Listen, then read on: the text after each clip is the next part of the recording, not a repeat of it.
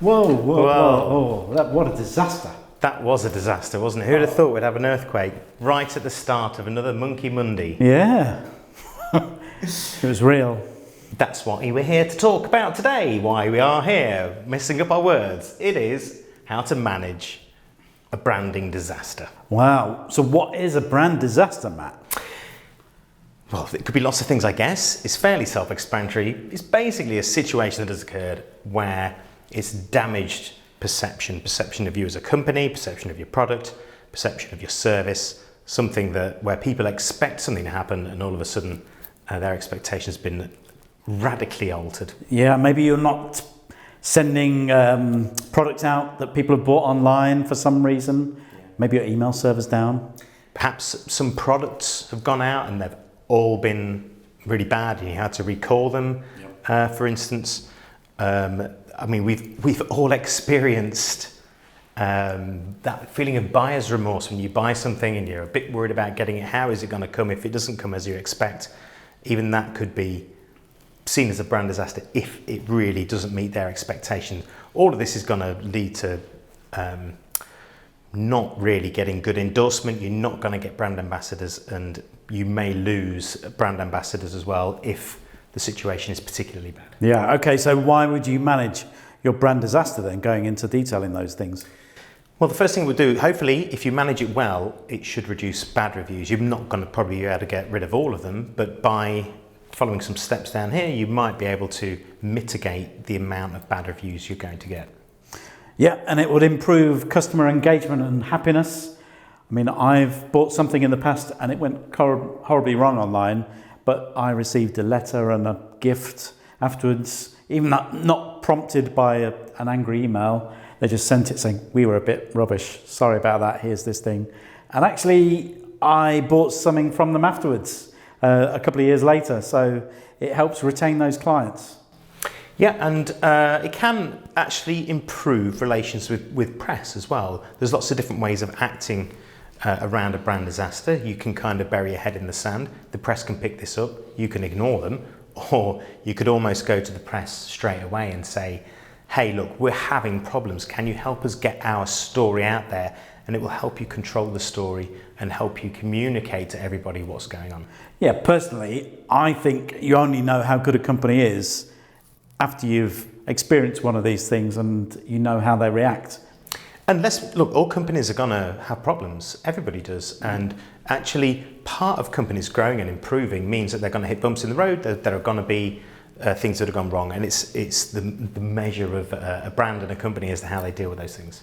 Yeah. And how do they do all those things, Well, Chris? You do these things that we've done with some of our clients. We've helped them along the road. So the first one would be release an authentic, underlined, letter from the top. It's important because it should be authentic, it should be honest, and it should do a handful of things, really.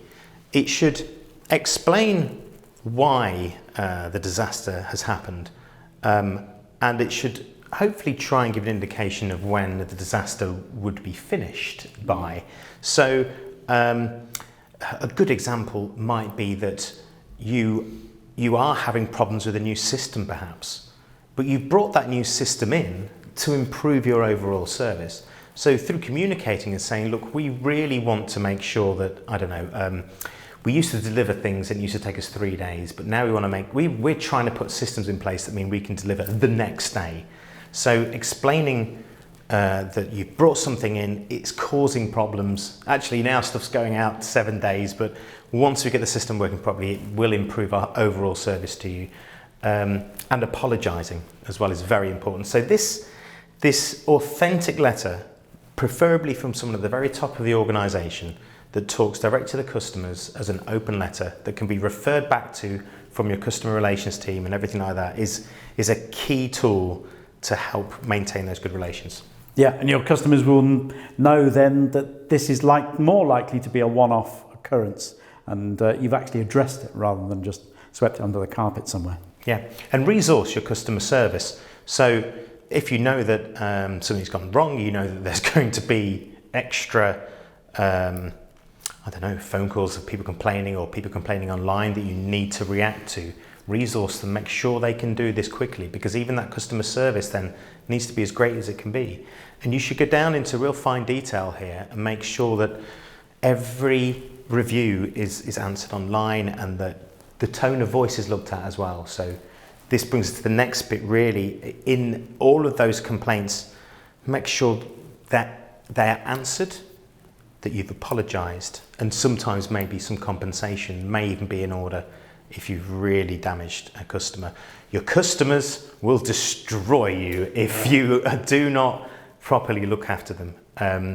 It's all about maintaining your brand. So answer, apologise and compensate. And then we move to focus and fix. Yeah, focus and fix. You've underlined both of those. I've underlined both of those. Why? It's just really important. Imagine you have been let down by a brand in some way, or a brand has done something that you think is really bad. I don't know, maybe your oil tanker has spilt oil all over a beach somewhere.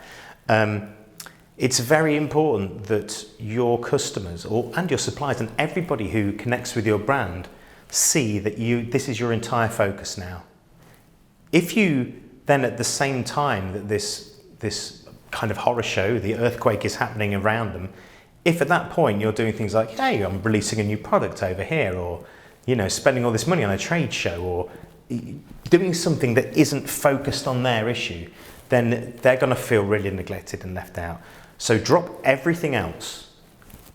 Anything that's being planned to release, or any new service or anything like that, stop it until it's fixed, until you're happy. After that, release what you've learned.